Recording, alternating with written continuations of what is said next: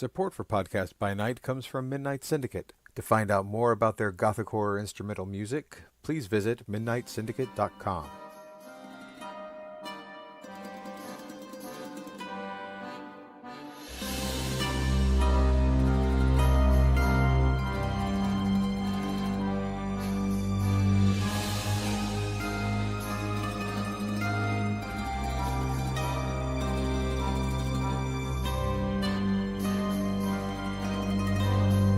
Welcome back, everybody, to Podcast by Night. My name is John Long. I'm Jennifer Wolf. And tonight we're going to be talking about something that we touched on last week. We're going to be discussing status. That's right, the currency of the Camarilla. And to help us with that, we have our very special guest for this ST Corner edition. I'm Patrick Thomas. That's right. Hi, Patrick. Hi, John and Jen. Patrick, he's one of the head storytellers and creators of our game Pillars of Salt here in Los Angeles. A fantastic game. We love our troop games, and they're just his brainchild. So we're happy to have him here. I'm happy to be here. All right, so let's see. Where should we begin, Jen? Well, first of all, let's just talk about whether you're part of the cool kids or the not cool kids. Are you in or are you out? Oh, God, please don't make another Mean Girls reference. But it's true. That's what the Camarilla is all about. Are you in or are you out? What status do you have in society? Where do you rank in the pecking order? And let me tell you, the Camarilla really cares about this kind of thing. Well, yeah, when you've got a bunch of elders running around saying, hey, you, little neonate, go clean my floors. Hey, you, Ancilla, respect me. You kind of have to enforce that. And even the spot, when you're a jet all the way. That's right. Yes, you are. Thank you, Patrick, for that lovely reference to West Side Story. Musical numbers and everything. But that being said, from elder to neonate, everyone in Camarilla society has a pecking order, and if you step a toe out of line, well, it's not going to end very well for you. And punishments for jumping your place, as it were, can be anything from, your basic social ostracism to outright final death. It depends on who you happen to piss off of an evening.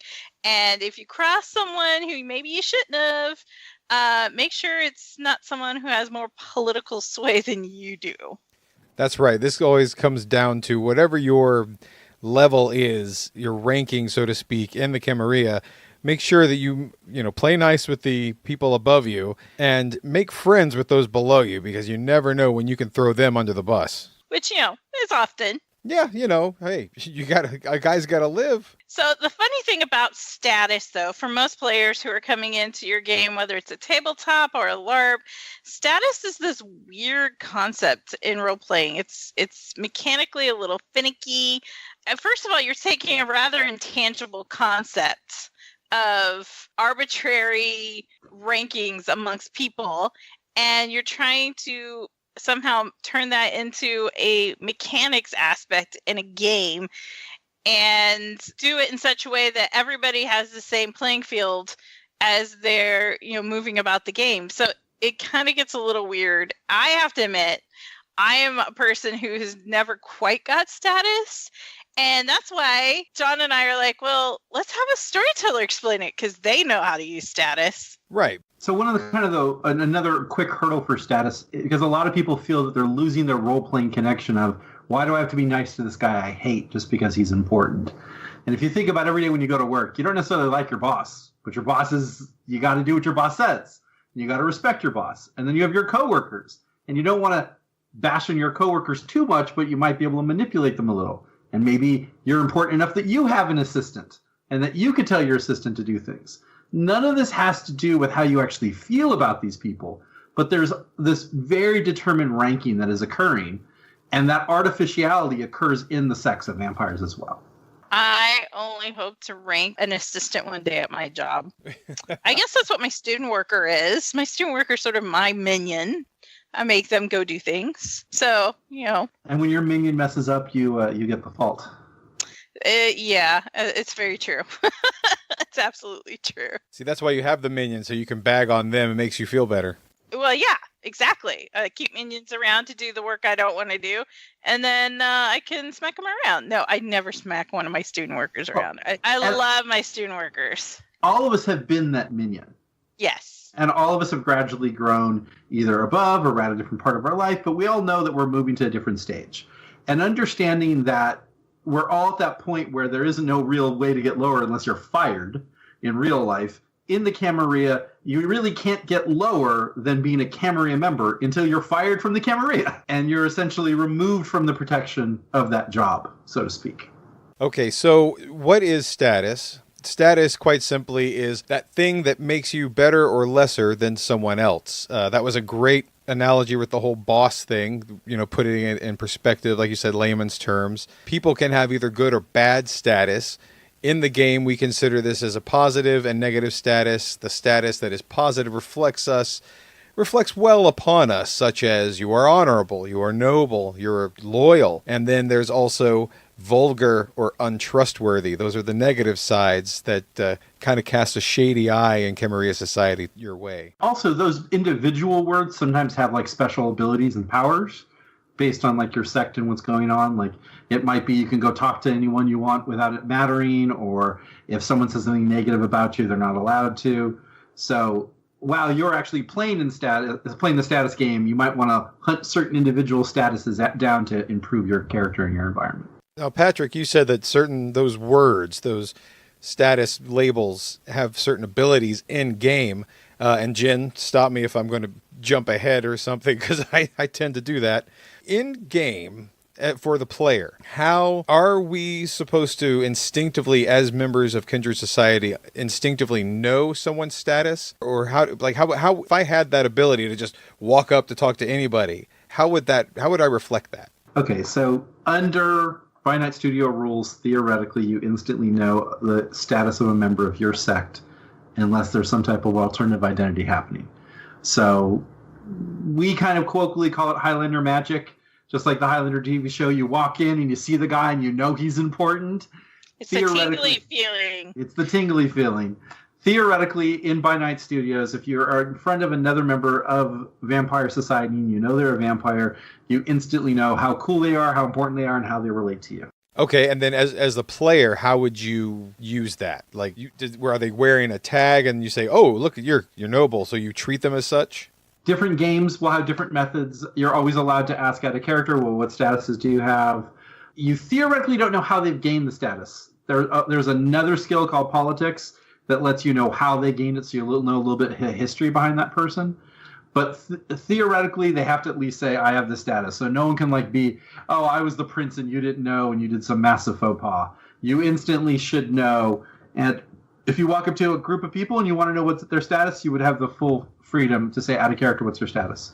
All right. Well, thank you very much. So the thing with status is, in a lot of ways, status is this weird, completely subjective and arbitrary thing. When you think about status in our world, why is anyone famous? Because they are. We deem that person as being famous because we like their music, or because they're on a TV show we like to watch a lot, and oh my gosh, maybe they're cute. I don't know. We give them some sort of status because we as a society have deemed them important for some reason. So it's a very arbitrary thing. But in the Camarilla, they've really honed status to kind of a fine art. You can use your status in particular ways. Patrick mentioned this earlier. You can use your status to kind of force issues. You can use it to shame others. You can use it to cover a gaffe or get a foot in the door, or a lot of different things. It depends on the type of status you have and how you use it. Okay, so you have it to use. How do you gain status? So you can gain status either by doing particular acts that important people found were important.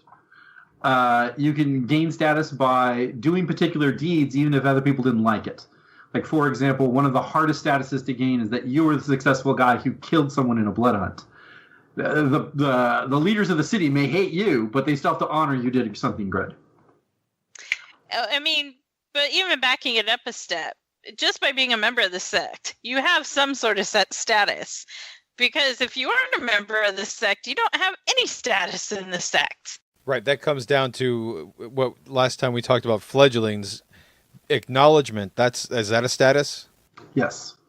The basic aspect that you've been released and you're seen as a responsible member of a society is that you're acknowledged. And every different sect has a different acknowledgement. In the Camarilla, it's called that you're acknowledged. And that you're essentially gone before the prince. The prince says, hey, I'm cool with you feeding in the city. I'm cool with you being a vampire here. And your problems are your problems and not your sire's problems. But status can also even just be the leader of my clan needs to create a greater strength in the city. So he's going to start flooding the people in his clan with status. And he's just talking them up. And these people could have done absolutely nothing good, but he needs stronger people backing up him. So he's essentially doing trickle-down economics of the status. I like the Reaganomics aspect of what you present, sir. Well, it fits right in with Camarilla society. Exactly. And while you feel you've gained more in your return, at the end of the day, everything seems to cost more. Right. Well, isn't that always the way? Vampiric inflation. So jumping off of that, though, like you said, you're the head member of your clan. For vampires, this is the only status that they can have. Well, acknowledged is the most common stat. Everyone in Camarilla has acknowledged. Some vampires, that's maybe the only status they ever get because, well, they suck.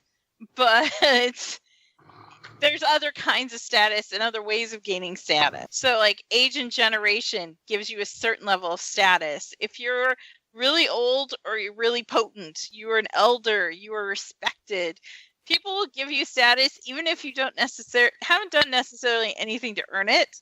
You just outlived everyone else, so hey, you get some status. So is being an elder a status? Yes. Being an elder, you have a title, and that title has a few statuses underneath it. And that goes back to what you said about you can dole that out. It may give you the ability to hand them out. And it's also kind of on top of just that you've lived so long, there's a presumption in the Camarilla also that you have a certain amount of concentrated blood, that you're not just old, but you're strong. Because you could be a 1,000-year-old guy who was the 13th generation, and they're not going to give you anything more than you're just a neonate in the society. Right. So with age and generation, that brings us down to rank and title. And like you said, Patrick, elder can be a title that you use to help with that status. Yes, but there are more titles. There are titles like, obviously, the prince and all the people in the court. They get special titles that allow them to have status to do special things or to award status.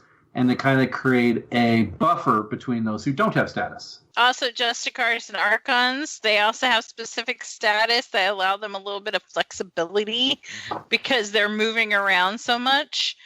They can use their status in a way that helps them as they're navigating between various different Camarilla courts. Just to take a step back on the rank and title, you said, my personal character in the POS game, Pillars of Salt, is an elder primogen. Well, those two titles allow me what? So I'm going to do one little caveat. Every time you come to game, you only can pick one of those titles to use, and you can't change it. Okay. So you only can wear so many hats, right. And that number is 1. I want to wear all the hats. No little Pope tri-hat. No. I want a sombrero with a tiara on it. There you go, listeners. You got a little bit of kernel of knowledge there. One hat at a time. So if you're being a primogen, one of the abilities that you would have is you could start giving status to your fellow clanmates to say that they've done good things. But as an elder, you have much more strength, and you essentially could say that people are like your favored pawns and that people should respect those favored pawns of yours. And that it also makes it that if people try to be uppity to you, you can be like, hey, well, unless you're an elder, how can you talk up to me? And that gives you a greater separation, because you can be a neonate who's still a primogen, but an elder, it's kind of hard. Unless you start out with one, it's kind of hard to get there. Okay, great. And then that brings us to merits and privileges. What does that mean? So there's lots of little merits that kind of change what's going on here. Most of them are Camarilla based. in the other sects, there is not really the massive diversity of control with the merits. But like in the Camarilla, there's one like, let's say I'm an Ancilla, but I'm so renowned in the court that everyone treats me like an elder. Or there's another one, let's say a bad one, like I constantly talk about Gehenna and I think that's the coolest thing, so everyone's going to treat me as having less status. Or I have a famous sire and people like me more because of that. These statuses, because they're merit-based, you're never going to lose them. And it automatically will pull you that much of a leg up against anyone else. So if you're trying to make a status-based character, putting in a lot of these merits will help. Oh, that's also good to know. All right. Now, you mentioned before about the Gehenna cult thing. Mm-hmm. Is that like a permanent negative? Yeah, if you're a Gehenna prophet, I believe is the flaw, that you're permanently down one status any time that status is accounted. So because you're that weird kooky guy who keeps talking about heretical shit. Right. So it pretty much locks you out from ever being able to play with the big boys, be able to have any challenge of status, because you can't even use your acknowledged. you are the kind of, and like theoretically, like I think caitiffs even have like that kind of scenario. So like if you were a caitiff seer, you wouldn't really be able to do anything with status because you'd be double downed. The merits allow flavor like a lot of other things. And if you're interested in the status game, there's a lot of different neat things to use with that. And that's the thing that you should think about with status. It's so easy when you're looking at the page to think of status like, okay, I have these statuses and you have those statuses, and let's play like status risk. You know, are you going to sink my battleship with your status? But something to think about on just a role-playing level is these statuses are ways we're trying to give a quantifiable mechanical explanation for what your character is and isn't in court and who are they. If you have the flaw Gehenna prophet, it's because you're the weird crazy dude in the corner who keeps talking about Gehenna and nobody likes you. And of course they're not going to want to work with you or talk to you. So you would be down. That's why you have that mechanical status issue. It is a mechanical way to explain a social phenomenon. Right, like you said before about trying to make a tangible idea from an intangible thing. Yes. Now, on this kind of mechanical concept, there's also this concept about abiding status, and the idea that some status gives you powers just amongst that you have it. And then other statuses are called fleeting statuses, which those, if you spend them and you use them, they're gone. It's like the abidings are almost all from titles. And you're essentially going to refresh these with merits or things like that. And you have a passive and you have a spent. The passive is just you're cool. And those cool things may be really, really cool. But there's some times where you're going to be like, man, you know, tonight I got to really burn it. And you spend that status for the night, and it allows you to have a secondary ability. And we'll get into that a little bit later. Okay, so the next thing down from the merits and privileges is good works. It's actually being a help to people who can give you status. It's doing things that earn you status. Did you go out and do the good thing for the Camarilla? Did you go hunt that dude down? Did you do something particularly loyal and noteworthy for the Camarilla? That's right. This is kind of, I'd say, the good works area, unless, like Patrick said, with the merits, if you build your character in such a way that the merits help you with the status game. The good works is kind of where a neonate can shine, because they could definitely just get in there and be like, yes, sir, I did this thing, sir. Now, it's also real important to note that good works is less important than making your superiors happy. Exactly. Making your superiors happy is the best good work, because you could have done nothing but make them happy. That's true. And you could get rewarded for even that. Exactly. Right. There are certain times where they can't stop you from getting it from good works, but easy 80-90% of the time you're getting it because the people in power like you. Okay. Oh, yeah. So here we go. Yes, as we've said before about negative status, not all status is positive. Because a kindred who is offended, someone who is out of their ranks or out of the pecking order, can feel a big, heavy boot coming down on them. Boot. Boot. And something that Boot is to the head. if you have done something particularly offensive or even dangerous in court, this can gain you negative status. It's kind of up there with, again, say that you don't have the flaw Gehenna Prophet, but you still in character are like, hey, I kind of want to know more about this Gehenna stuff. Uh-oh, that might be offensive. Don't talk to the kooky guy in the corner mumbling to himself. We all know he's strange. Why do you do that? One of the other really neat things about negative status is, depending on the level of the offense, it gradually can become bigger and bigger.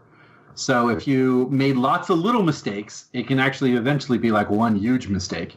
Or if everyone thinks that you're the pariah of the day, they could get a whole bunch of people together who can give negative status and keep stacking it on. Yeah, that guy over there, he's weird. Don't you think so? Yeah, I think he's weird.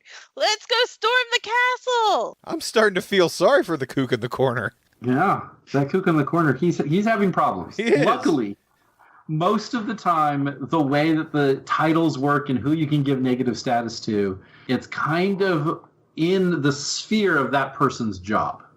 So like, say you mess up in Elysium, the Keeper of Elysium can say, oh, I'm going to give you a negative status.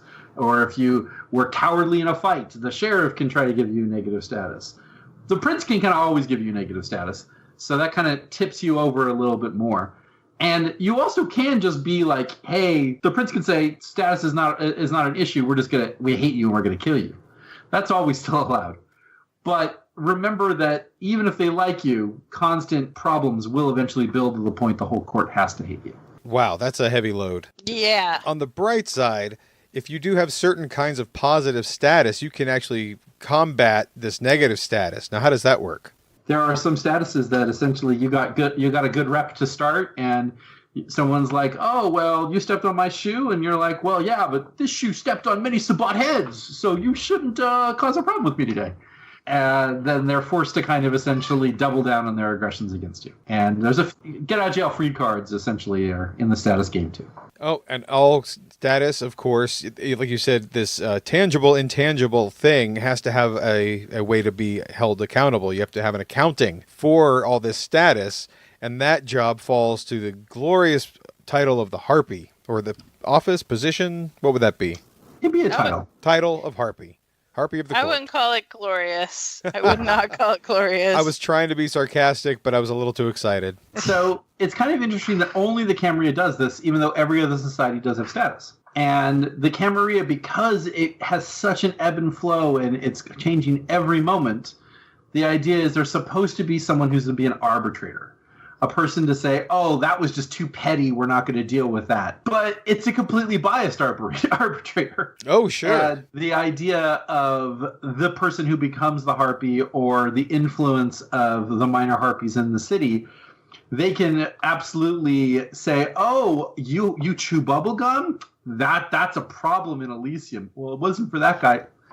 It was because of him we made it a problem. So you're to punish. They can essentially manipulate the rules fairly strongly. And the power of the harpy being able to, we're going to kind of get into this in a later aspect, on top of status, there also people can control favors. And we're going to talk about this a little later. Right. Yeah. We talked about in a few episodes past about power plays and positioning of court officers. Like if you're a particularly good prince, or of course the harpy is elected by the primogen.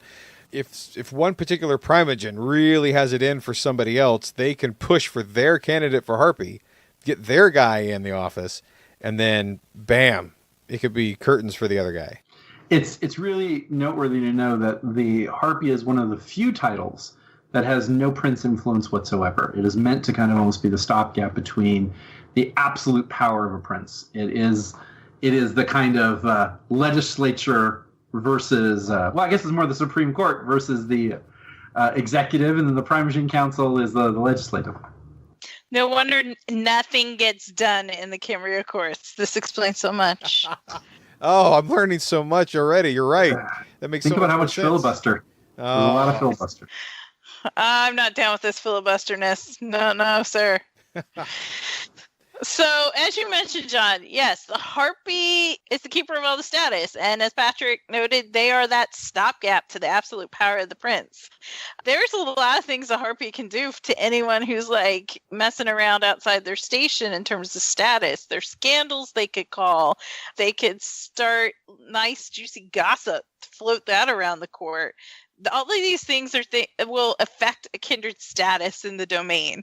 So long and the short is, don't piss off the Harpy, because they will make your life difficult. That's right. And never forget, even though the Harpy's one person, they have her talons, her little deputies running around, social butterflies, keeping an eye on things for her. And you don't want to piss them off either, because you don't know what they're going to say. Mm-hmm. And a Harpy's not always a her. Harpy sometimes is a him. I would like to call that out, because I want gender equality. We'll talk to Mark Reinhagen, because the standard pronoun in vampire is her. Gender equality. I say we use them and their gender neutral terms for Harpy, because a Harpy isn't, and for me this is important as a woman. I'm like, Harpies get associated with women, but a Harpy can be a male or a female. It is just the title given in the court. Just like the prince is a gender neutral term. Fair enough. As this is also very much a podcast for people kind of getting into the game, Harpy is a really strong position to be in if you're new to the game. Yes. Because a lot of direction is going to come at you, and you're going to be listening to a lot of things, but you're not going to have to know a ton of mechanic. It's going to be much more you're socially talking to these people, and you're not going to have the level of responsibilities of running a clan or running a city or running the defense of something. It is a great little kind of stepping stone of I understand a little bit what's going on, and I want to kind of get a little deeper in. Moving towards either a minor Harpy or a full Harpy position is a strong place for a new player to go.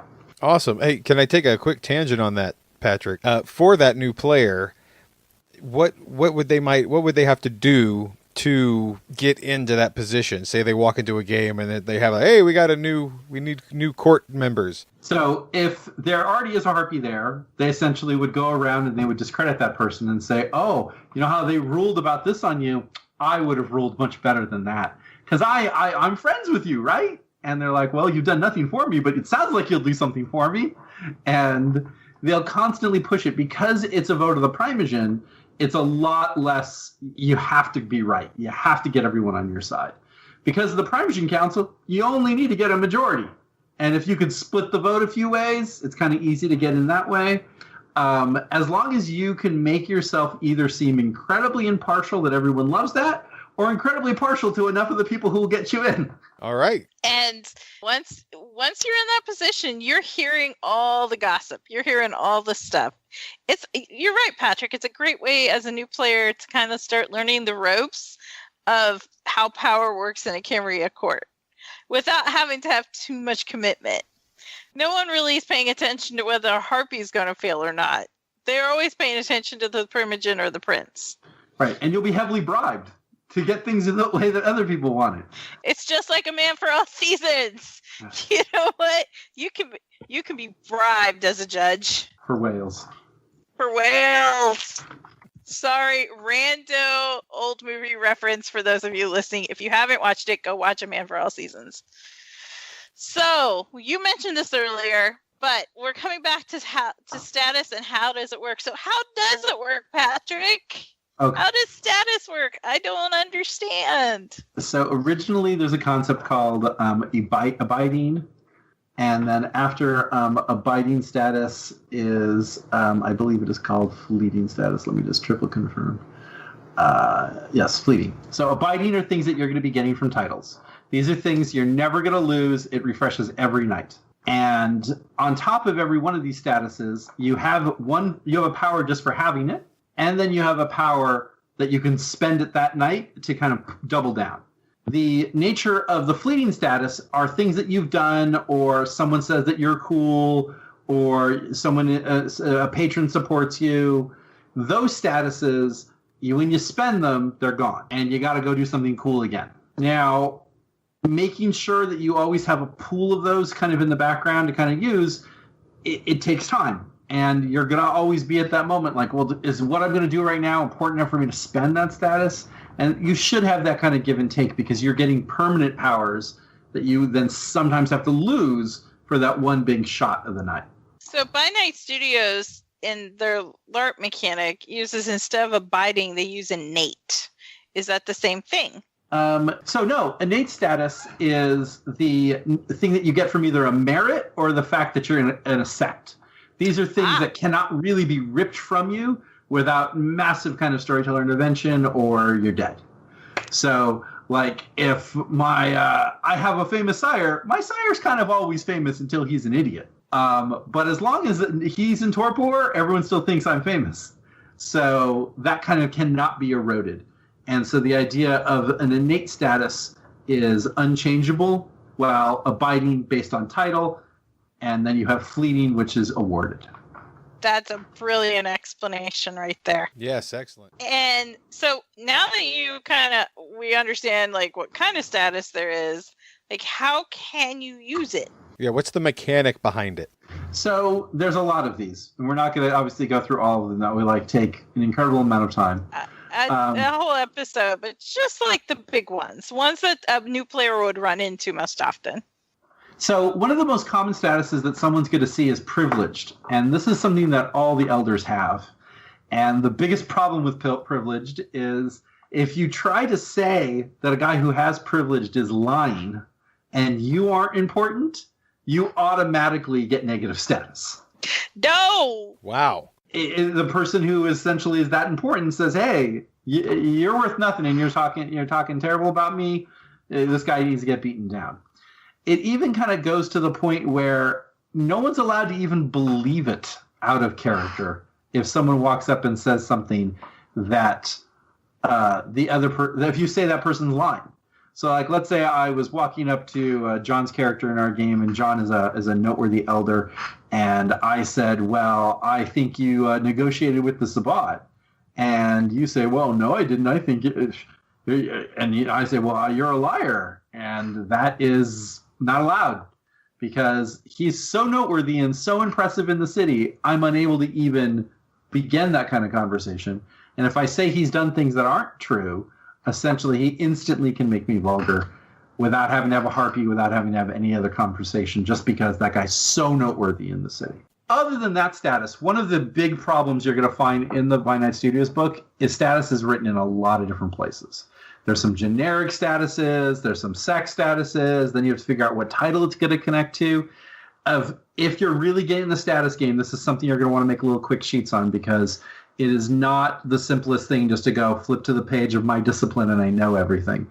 This is spread about the book because of the way they kind of made it deal with every sect.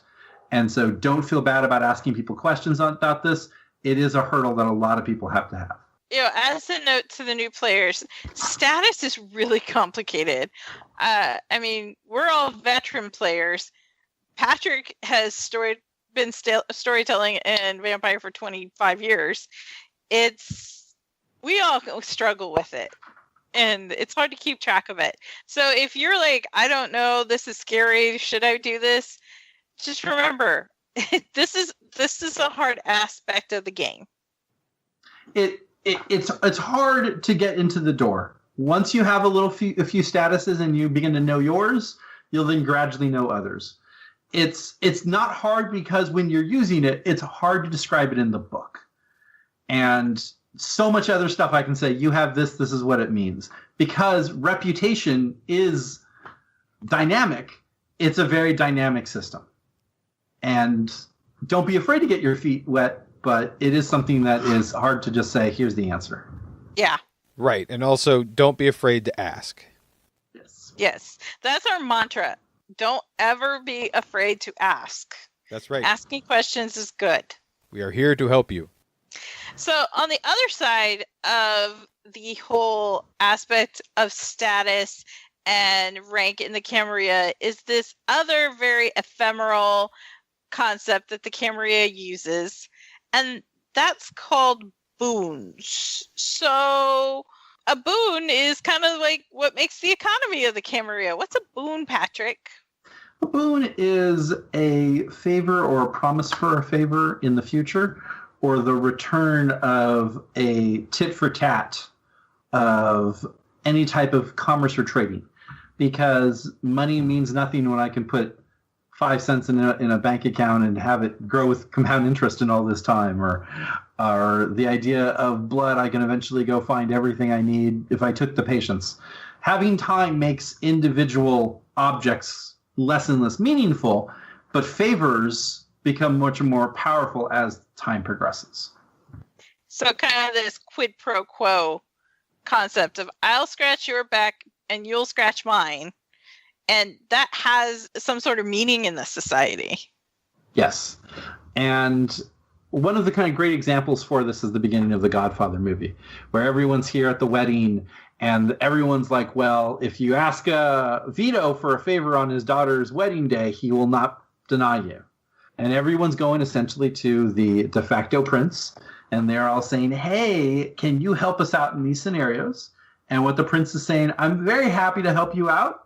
And in exchange, someday in the future, I may or may not ask for a favor. But at that time, you will reciprocate. And that is the entirety of kind of the Boon structure works.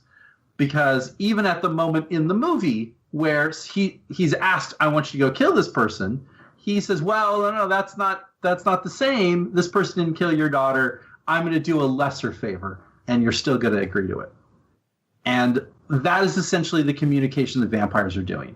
They're going over and they're saying, hey, you have these talents and you have these skills. If you can help me in what I want in the future with my talents and my skills, I'll help you in what you want.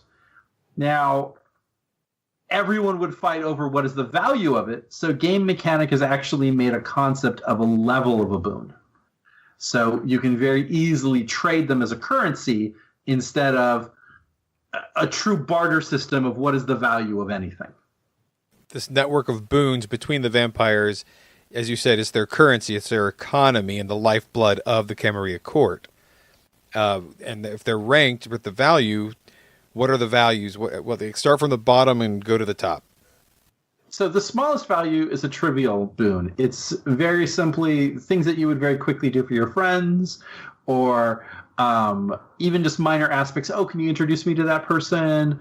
Or would you, hey, cover for me if they ask where I am, tell them I'm at this other location. It allows you to have very minor little tasks that take people almost no time, but grow over a perpetual aspect of, I've done a lot of little favors for this guy. Maybe we can build a relationship. Now, at this level, which is called the Trivia Boon again, this is the level that you should give and you should receive all day long. This is where it connects you to other people and brings you into plot very quickly. Because even if someone says, hey, can you call this guy to me? Maybe 2 weeks later, I'll say, hey, well, I have this mission I'm going to be kind of doing. Can you support me in it? And it gradually grows the relationship. The next level is called a minor boon. And these are a little bit more difficult. This is like, hey, I know the sheriff doesn't like me, but can you go over and introduce me to him and tell him I'm okay guy because I'm with you?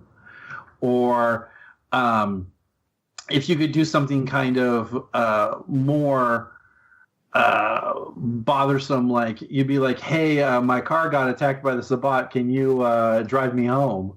Or something like that. Little tiny favors that take time, but are not particularly dangerous. Now, the next one are major boons. And these are things that actually are effort or will cause difficulty in your life. For example, hey, I really need you to vote for me that way in the Primogen vote. Or I'm having problems with my herd. Can I use your herd for the next 3 months? Or your influence is, I'm trying to grow in that same area. Can you make sure you don't attack me in that time? These are definite things that it's actually limiting your growth, or it's limiting what you have to do. Now, the next level is blood boons. And the easiest, simplest way to calculate a blood boon is someone's going to be actually kind of hurt by it. Now, the hurt doesn't need to be physical. That's the general concept of I'm going to get beat up if I try to kind of support this. But it could actually just really mean like I'm going to lose so much that I could be physically wounded. Like if you tell Tremere, hey, you teach me your thaumaturgy, and that guy's like, well, my clanmates are gonna beat me up and blood bond me and jack me up all day. And you're like, well, man, I got this blood boon on you. That sure sounds like you're gonna get messed up. Hey, let's kind of work this out. The next one, and the very kind of the most generally considered final one, is the life boon of it is a life or death scenario that I'm going to do to support this guy. And it almost kind of gets to that kind of Asian thing of like, oh, you saved my life. Now I have to kind of do everything in this kind of colloquial aspect you always see in those movies. I have to follow you everywhere and serve as your boon companion. This is my boon companion. Yeah. I'm sworn to carry your burdens. As we've said that there are levels of boon, and then before this we talked about status. Does the boon and the weight that it carries change in value depending on who either grants it or owes it? Theoretically. If you're asking an elder to do something and you're a weakling, the elder can say, well, you should have been asking weaklings. If you want to get me to do it, it's going to cost you more. And all of this is kind of negotiable. And the arbiter of what the answer of what the negotiation is the harpy. So I might think I did an incredibly valuable task, but that guy might be in with the harpy so closely that the harpy's like, oh, no, that was a trivial thing. You could have done that any old time. And I could essentially be manipulated to do a lot and receive very little. And you said the harpy being the arbiter, so they're sort of like, hey, Mr. Harpy or Ms. The Harpy, if you have, I did this, and they told me to do this, who do you think, owes what? Exactly. The harpy essentially comes out and says whatever they think, and whatever they think is law. Holy cow. And there really isn't a appeal. If you don't like it, you got to find another way to deal with it. And that's the superpower of the harpy, is really when it comes down to boons. Status is nice. Status is like, oh, okay, everyone's kind of doing that. But being able to control the entirety of Camarilla economy is incredibly powerful. Right. Well, that leads into, again, the harpy is a very important position. This leads into the next step of the harpy also keeps track of the accounting, the exchange of boons. Yes. Theoretically, there's no magic Highlander magic for boons. I don't know if that guy owes me a boon. I don't know what's happening. So in the real society, I have to make sure people publicly know about these things, because we might have a secret deal that you're going to support me, but we're not going to advertise it. And then there's actual boons where we're going to advertise, and we're going to be able to build kind of a structure with that. And theoretically, that list is a tangible in-game object that could be manipulated or destroyed. Right. I can't tell you how many times I've seen the harpy carry around a little notebook. Yes. And it just takes one dominate to get an eraser out. No! Oh. Wow! I lost my book. Has anyone seen it? No. Always use pen, future harpies. Always use pens. You brought up an important point with secret boons that you're between you and another person or party of people that you keep to yourselves, and one that you make known to the harpy. Because officially, a boon isn't really recognized unless the harpy has it, because who's going to verify it? I mean, it's your word against theirs. That's part of the role the harpy plays of, well, I know that Patrick recorded this boon on John, and I have it here, and it's for this much. So I can verify what Patrick is saying. If the harpy doesn't have it recorded, then it's your word against his, and then how do you enforce that? How do you make them carry out the boon? Right. It's the catch-22. If you want it to be legal, you're throwing it up to see what the harpy says the value is. If you want it to be secret, it's the value to whatever the other guy will agree to do. And then the price can either go up or down from there. Yes. And the nature of boons and keeping people, like, a lot of new players have an issue where if I give so many boons, now my boons have no value. Because everyone has a piece of me. But the idea is you want to give a lot of little ones, and that get you ingratiated in people to do big favors for them. That is kind of the way you want to kind of turn it. You don't want to be caught having everyone save you, because it's going to take you a long time to pay those off. So be careful who you give your favor to. That's the moral of the story. That's right. They carry so much weight and significance within kindred society. It goes beyond my word is my bond. It is the gold coin of the realm. You have to abide by it.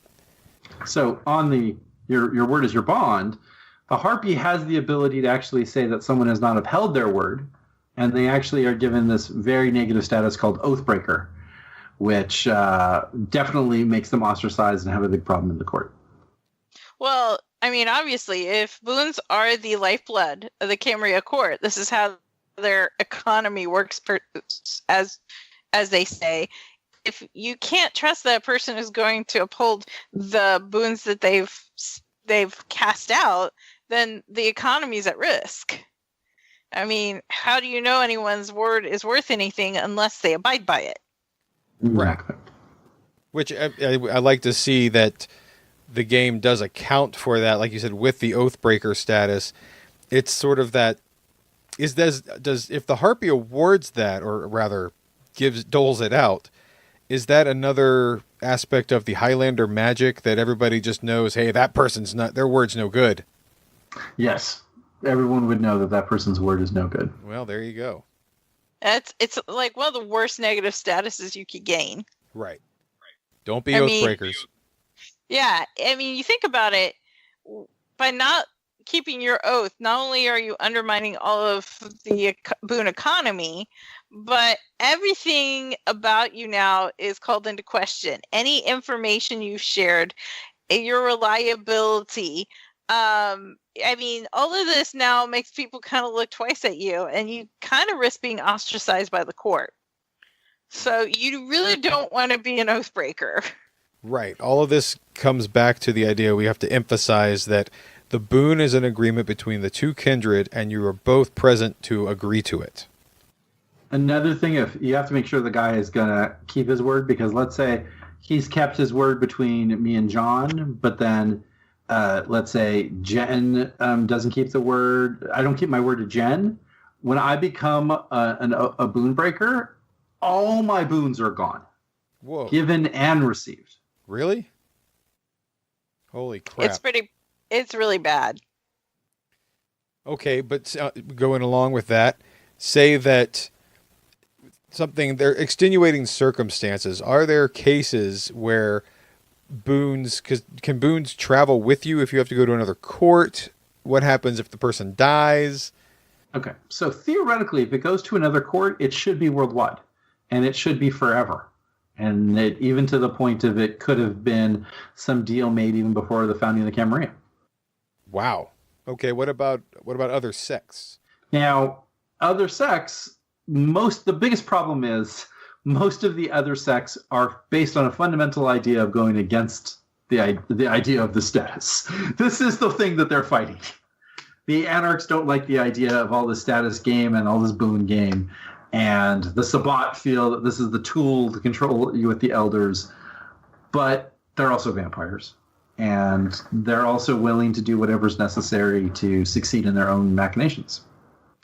So there's no way to enforce these types of rules. But they may try to take a boon. But they're normally going to be like, well, it can't be enforced. Why are we doing this? Let's just make it a gentleman's agreement. Theoretically, though, they could receive or accept any boon. But there's no Harpy connection. There's no validity to it other than the oath of these two people. So essentially, you may or may not ever be able to collect on that. Yes. Now, in the lore, there is times where they talk about that there was boons gathered in the Dark Ages for certain people, and then later on, some of them went to the Sabbat and some of them went to the Camarilla, but they spent those boons and they were able to do this massive influence. There's no mechanical way they did that. It's just that there was a reputation that people didn't want to have a problem with it. Letter of the law, there's no way that a person in another sect can be forced to uphold a boon. So be careful when you're making those boons with those La Sombra over there or those Giovanni, because they may not be so interested in paying it back. Hey, but if you make a deal with a follower of Set, I mean, they're trustworthy guys. So trustworthy. Totes trustworthy. Especially since the first deal was to drink their blood. Just once. Just once. Yeah, first time's free. First time's free. So here's a question. We now talked about vampires and other sects, but let's say you made a deal with another kindred and then something happens. They die. What happens if you had a whole bunch of boons out on that person?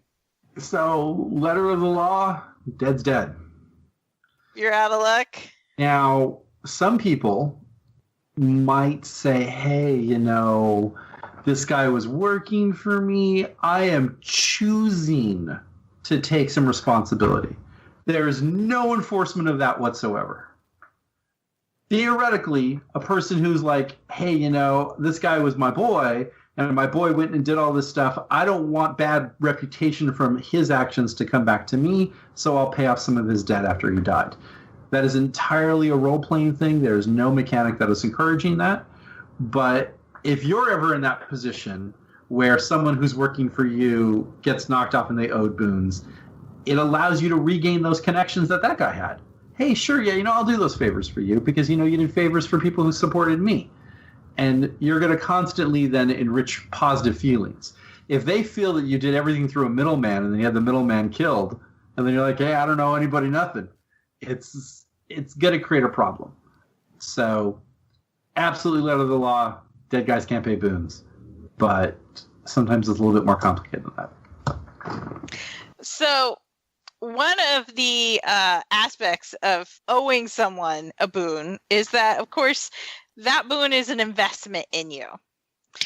So if it's a pretty large boon, I would think, let's just say that I owed you a pretty large boon. It would be in your best interest then that you see that I stayed alive so I could repay that boon, right? Exactly. No, it's like I'm investing in a business.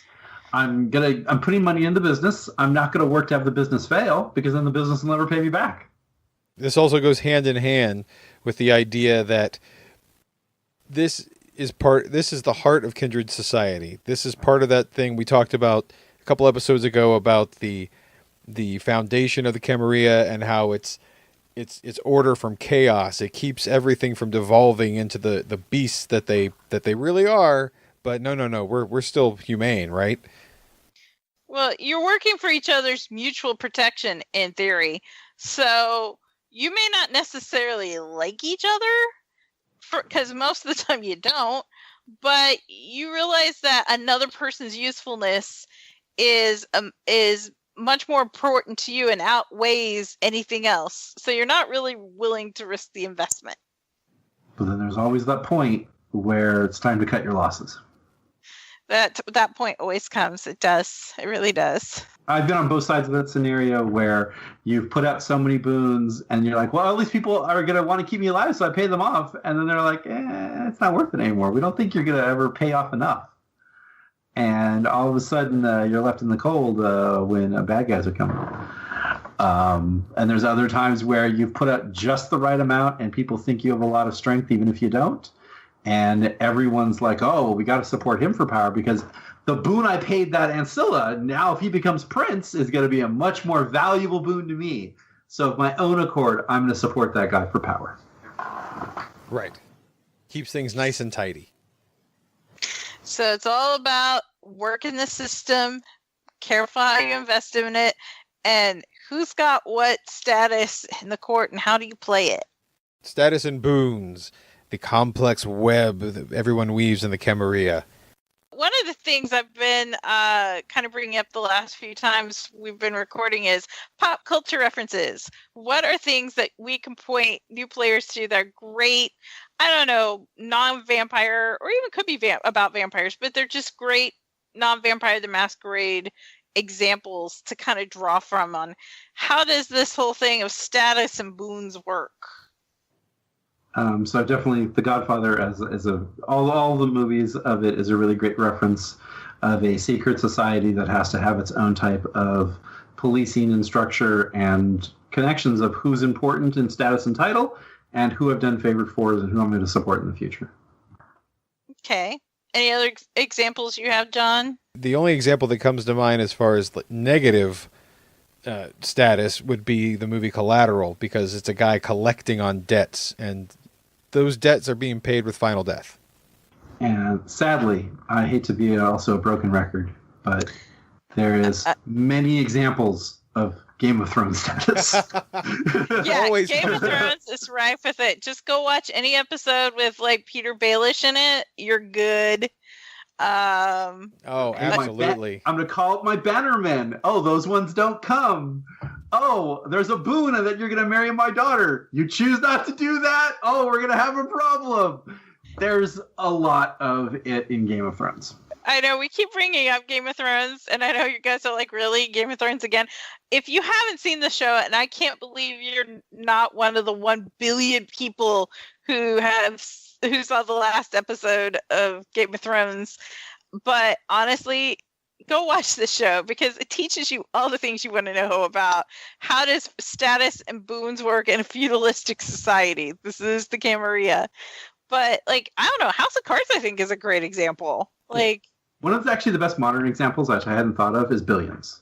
Billions is a show where it's showing status and boons in 2 entirely different societies, how they interact and how they have conflict with each other in some of the most outstanding ways. So if you've never seen that, that's a great show to watch.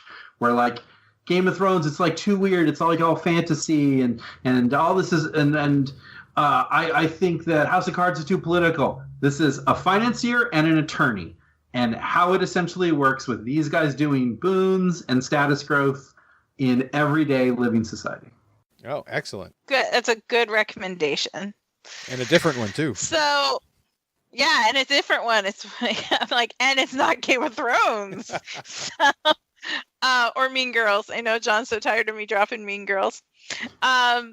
So I feel that pretty much covers status and boons in the Camarilla. And anything else? Any words of wisdom to share with us, Patrick? The biggest thing I'd like to kind of say is it is something you're always going to be involved in, even if you don't know. And it is something that a little bit of investiture is going to give you a lot of return. Because I've seen a lot of players that come to me and they're like, well, I didn't want to take that boon because owing people is dangerous, right? And I'm like, oh, not really. And other people are like, well, I can't talk to anyone because I don't have the right statuses. And I'm like, well, then you can either invest in those statuses or talk to their subordinates and kind of manipulate that.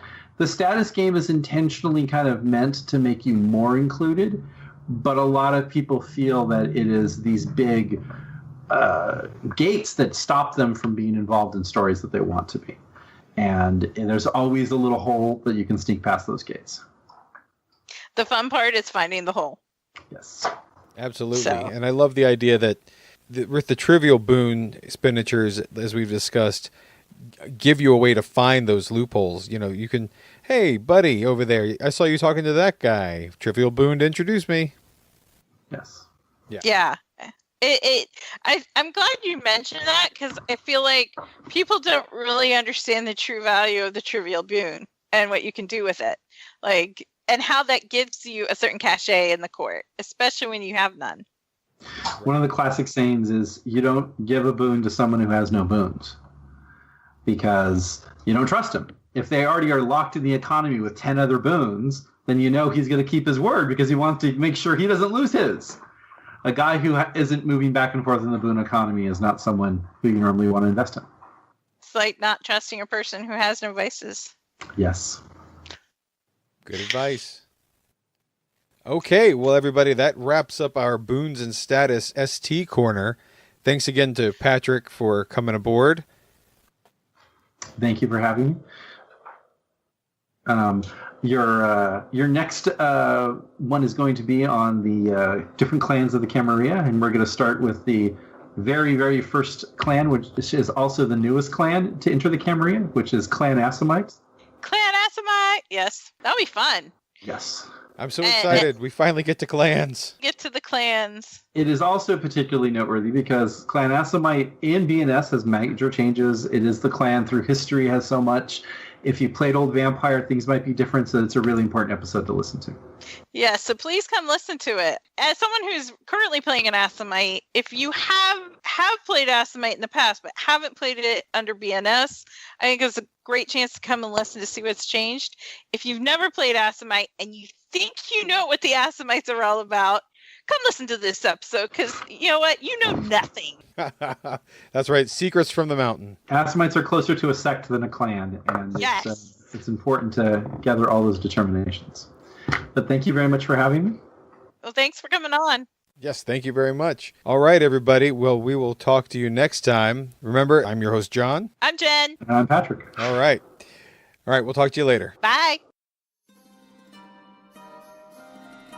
And if you want to get a hold of us outside of our normal podcast hours, you can find us at Podcast by Night on Facebook. You can also find us on Twitter at By Night Podcast, or you can email us with any questions, thoughts, opinions, anything you want to communicate to us. You can do that at podcastbynight@gmail.com.